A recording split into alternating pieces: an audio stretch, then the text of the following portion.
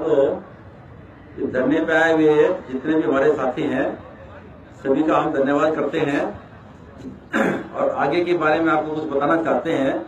ये जो हमारी आरक्षण की लड़ाई है ये बहुत पहले से चली आ रही है, लेकिन इसमें जो हमें सफलता नहीं मिलती है उसका कारण कुछ हमारे राजनेताओं के भेदभाव और कुछ हमारे अपने नेताओं की कमियों के कारण ऐसा हुआ है, जिसको सुधारने के लिए अब हमारा आंदोलन शुरू किया गया है। यहाँ पे जो आंदोलन किया गया है ये हमारे जो रोहतक में 130 लड़के जो जेलबंद हैं उनकी इच्छा अनुसार किया गया है। ये जो 27 तारीख थी ये उन्होंने डिसाइड की थी और मुझे सभी भाइयों से अपील है कि उन युवाओं को जोश को ठंडा ना होने दें और उनके साथ कंधे से कंधे मिला के इस लड़ाई को आगे बढ़ाएं।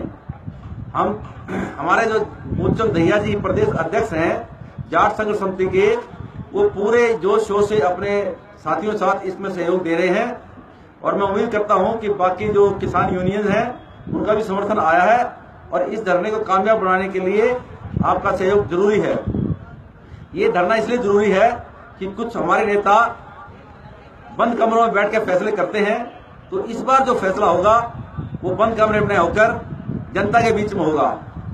हम सरकार से अनुरोध करते हैं कि जो भी फैसला हो वो जनता के बीच में हो। जो हमारी डिमांड्स हैं वो हमने उनको दे चुके हैं।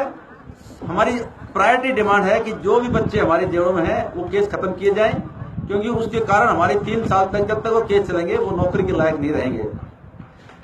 जनता की कोई गड़बड़ नहीं होती है, सारी जो जनता को मिसयूज किया जाता है वो हमारे नेता करते हैं।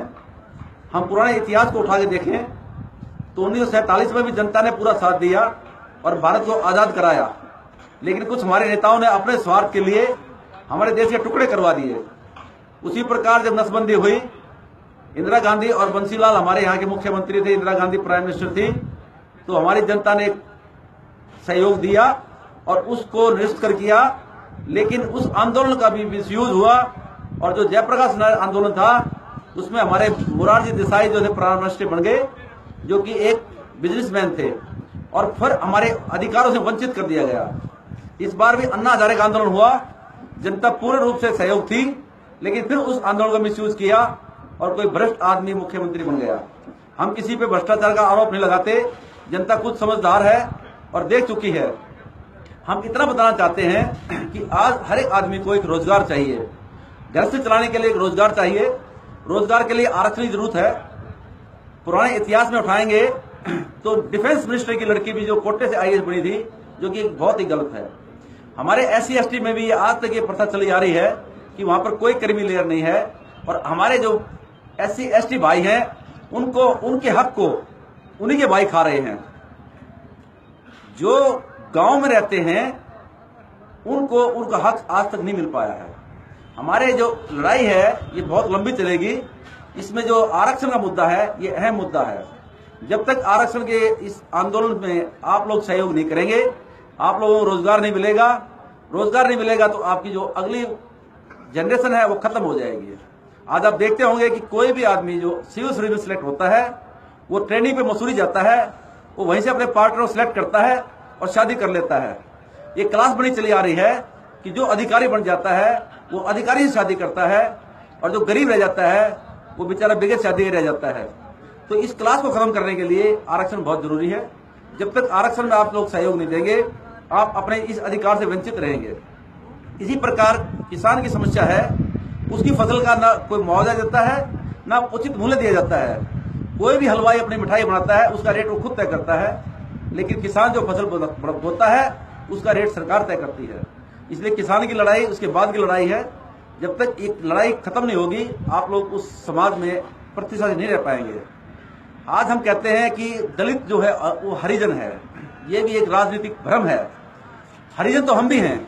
हरिजन वो होता है जो भगवान से पैदा होकर आता है, लेकिन दलित वो होता है जिसपे अत्याचार होता है और वो अपने अत्याचार का जवाब नहीं दे पाता, चाहे वो पुलिस अधिकारी हो चाहे सरकारी अधिकारी हो। आपने देखा हुआ है कुछ मुख्यमंत्री IAS अधिकारी को भी प्रताड़ित करते हैं तो वहां पर वो IAS अधिकारी दलित हो जाता है। ये जो 3 समस्याएं हमारे समाज में हैं, रोजगार की, किसान की और दलित की, इससे हमारे राजनेता भ्रमित करते रहते हैं। किसी भी राजनेता को देख लो, वो पहले अपने आप में समर्थ होगा, फिर अपने लड़के को टिकट दिलाएगा, उसको MP MLA बनाएगा, फिर अपनी पत्नी को बनाएगा, फिर लड़की को बनाएगा, फिर लड़के की बहू को बनाएगा, फिर लड़की के दामाद को बनाएगा। कहीं आप लोगों का नंबर तब आता है। इसलिए ये जो स्थिति है, इससे सिमटने के लिए आपको एक जागृति पैदा करनी पड़ेगी। ये जागृति अभियान चलाया जाएगा, आप लोगों से जोड़ा जाएगा। मैं चाहता हूं युवा इसमें आगे आए तो हम कामयाब होंगे, क्योंकि उनमें जो शक्ति होती है वो बहुत ज्यादा होती है। अन्यथा इस आंदोलन में हम पीछे रह जाएंगे। आरक्षण इसलिए ज्यादा जरूरी हो गया है क्योंकि इसके बगैर आपको रोजगार नहीं मिलेगा। आपके हक को खा रहे हैं। हमें जाटों को भ्रमित किया जा रहा है कि जाट हक मांग रहे हैं। अरे हम तो किसान हैं, 6 किसान जातियों के हम लड़े हैं। अब हरियाणा में आप देखिए, गुर्जर, सैनी और यादव को आरक्षण है। क्या गुर्जर कमजोर हैं? फरीदाबाद में गुर्जरों दबदबा है, यादव का रेवाड़ी में दबदबा है, इधर कैथल कुरुक्षेत्र में सैनी में दबदबा है। कहाँ गरीब है वो? अगर वो एक्चुअल में ऐसा करते हैं तो क्या सैनी अपना पद छोड़ के किसी दूसरे को MP का टिकट दिलाएगा? इस बार सिर्फ उनको चाहिए, उनका हक। वो खुद अपने हक को खा रहे हैं और हमारे लोग सोचते हैं कि हम उनके साथ लगे हुए हैं। अपनी लड़ाई बढ़ाने के लिए हमें अपने हक लेना पड़ेगा। उसके लिए हमें आरक्षण जरूरी है। इसी लड़ाई के लिए हम आपसे सहयोग मांग रहे हैं। ये जो हमारे लड़के, जवान लड़के इस आंदोलन में आगे आए हैं, हमें इनका सहयोग देना चाहिए। जब तक हम युवाओं को उनके हक के लिए देंगे, हम अपने देश में कुछ नहीं कर पाएंगे। हमें इन नेताओं से भ्रमित नहीं होना चाहिए। हमें अपने गांव के नेताओं से भ्रमित नहीं होना चाहिए कि कुछ नेता हमारे चंदे के लिए जीवित हैं। वो चंदे की लड़ाई के लिए आप लोगों को बर्बादते रहते हैं, आरक्षण की लड़ाई को लंबा करते रहते हैं। सभी ये कहते हैं कि 10 साल से लड़ाई लड़ रहे हैं। अरे लड़ाई 10 साल ही लड़ जाती है, लड़ाई तो 6 महीने में खत्म हो जाती है। ये जो 10 साल की लड़ाई है, ये चंदे वाली लड़ाई है। जब तक उन्हें चंदा मिलता रहेगा, लड़ाई को आगे बढ़ते रहेंगे। जिस दिन ये दुकान बंद हो जाएगी उनकी, अगर आरक्षण आप लोगों को मिल जाएगा, तो आप लोगों को थोड़ा सक्रिय रहना चाहिए। उन नेताओं से बचना चाहिए जो चंदा खाते हैं और आपको भ्रमित करते हैं। इसलिए मैं आप लोगों से अपील करता हूं कि ज्यादा से ज्यादा इस विचार में सहयोग कीजिए और अपने आप को जागृति दिए, जिससे कि आप लोगों में जागृति आके इन नेताओं की जो आप चाल है उसको समझ पाएं और आगे आने वाली लड़ाई में आप हमारा सहयोग दें। मैं आप लोगों के बीच में एक वचन देता हूं कि हम आपकी लड़ाई के लिए अपने तन मन धन सब कुछ न्यौछावर करेंगे और इस लड़ाई में पीछे नहीं हटेंगे। चाहे कितनी लंबी लड़ाई लेनी पड़े, न हम किसी चंदा मांगेंगे, न किसी चंदा लेंगे और न किसी को जो चंदा लेता है उससे बच के रहिए। इस लड़ाई में अब जो सरकार आएगी वो खुले दरबार में आएगी, किसी बंद कमरे के आदमी से बात नहीं करेगी। और हम ये चाहते हैं कि जो भुक्तभोगी हैं, जो लड़के जेलों में काट के आए हैं, उनको भी उस बुलाया जाए, उनसे सलाह की जाए, उनकी जो इच्छा हो वो पूरी की जाए, जिससे कि हमारा जो युवा है वो भ्रमित न हो और अपना जो पूरा योगदान है वो हमारे देश की प्रगति में लगाए। हमारे देश की प्रगति तब होगी जब हमें रोजगार मिलेगा। हमें विकास की कोई जरूरत नहीं है, विकास हम खुद कर लेंगे।